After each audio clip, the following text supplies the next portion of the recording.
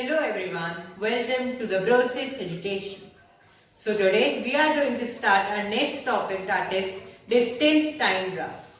Hope you liked our previous video. If you haven't checked it out yet, you can check in description menu. So let us start by defining what is distance time graph. Distance time graph is the geometrical relationship between the distance travelled by a body and the time taken by it.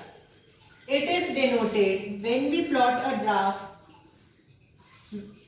when the time is taken on the s-axis and the distance travelled on the y-axis.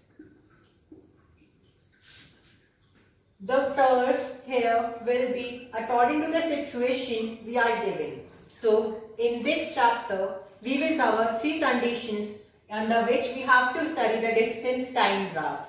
So let us start with the first condition. When the body is at rest. As I have told you, rest is a condition in which the speed is equal to 0, or we say that the distance from a fixed reference point is always same. Let us consider an object A that is at a distance of 15 meters from the reference point. Now, if the object A is at rest, then at any time interval it will again be at a distance 15 meters from the reference point. So, at t is equal to 0, it is at a distance 15 meters. At t is equal to 1, it is again at a distance of 15 meters. Similarly, for t is equal to 2, again 15 meters. So, when we join these points, we get a straight line parallel to the time axis. That means this is a graph this is the graph of distance time when the body is at rest. So, we can say that the body is at rest if the distance time graph is parallel to the time axis. We can also check by taking out the slope. Here the slope will be 0 as it is parallel to the s-axis. So speed will be equal to slope of d versus t graph. That will be change in distance upon change in time. As you can see here, the change in difference any time interval is 0. So the speed here is 0 and the body is at rest. So our next case is when the body is in uniform motion. A body is said to be in uniform motion if it travels equal distance in equal time interval. So in that case, the v, that is speed, is equal to constant. Here, the v refers to speed, not velocity, because the slope of distance time graph, that will be delta distance upon delta time, will give us speed, not velocity. So let us take the example.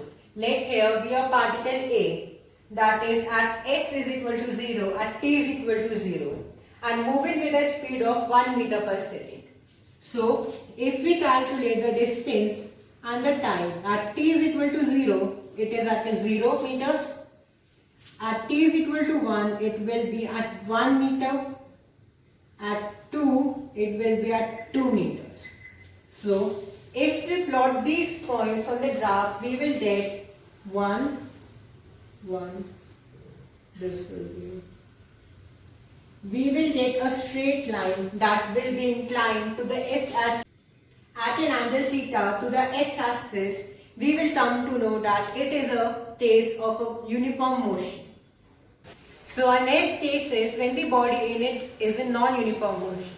A body is said to be in non-uniform motion if it travels unequal distance in equal time interval. In this, we have two subcases: when the speed increases and when the speed decreases with time. As you can see, I have already drawn the two graphs. The first graph represents that the speed increases. It will be a upward parabola.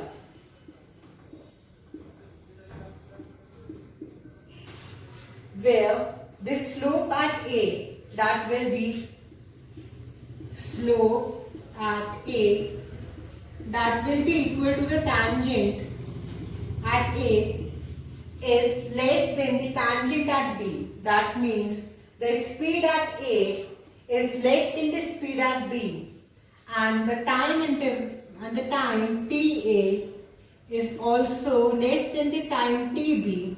So we say that in this graph the speed increases with time. So this is a case of non-uniform motion in which the speed increases. Now similarly in this graph we can see that the tangent at A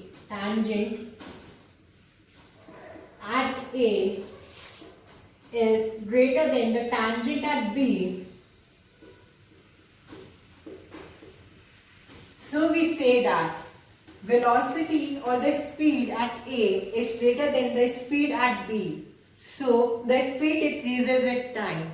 So in this case we will have a downward parabola.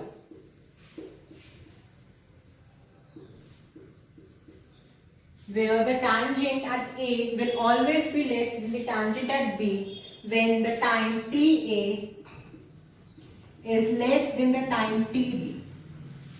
So this is a case of non-uniform motion when the speed decreases with time. So now let us take one example. A car moves as follows. This is the time interval and this is the speed given. But we are not given the distance travelled. But we can find out with the formula. Speed is equal to distance upon time interval. And now we have to draw the distance time graph.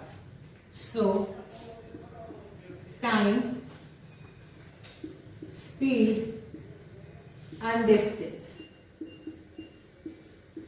So in the time interval 0 to 1 second, our speed is given to be 10 meter per second. Now the time interval will be 1 minus 0 seconds, that will be 1 second, and it has moved with a speed 10 meter per second. So using this formula, distance will be speed into time interval, that will be 10 into 1, that will be 10 meters. In the time interval 1 to 2 seconds, the speed is given to be 20 meter per second. So again the time interval is 1 second, the speed is 20. So using this formula, distance will be 20 meters.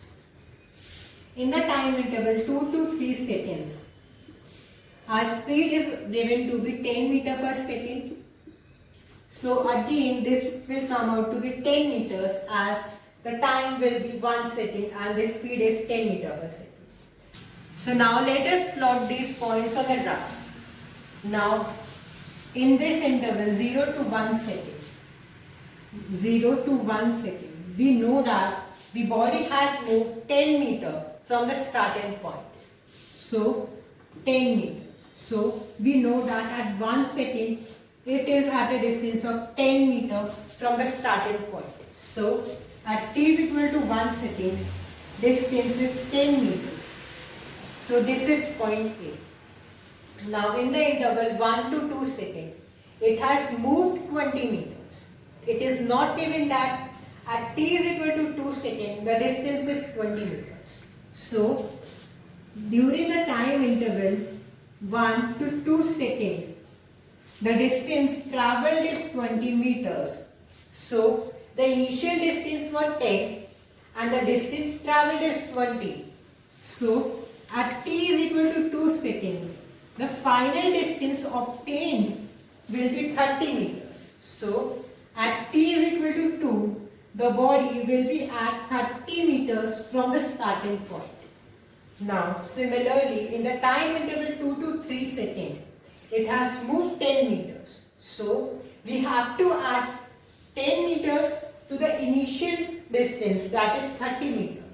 That will come out to be at t is equal to 3 seconds, the body will be at 40 meters from the starting point. Now let us join these points. As you can see, the slope of OA is equal to the slope of BC. Slope of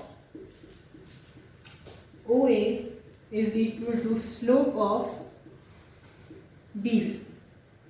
That means speed during the time interval, during the distance travelled, OA is equal to the distance, is equal to the speed in the distance BC.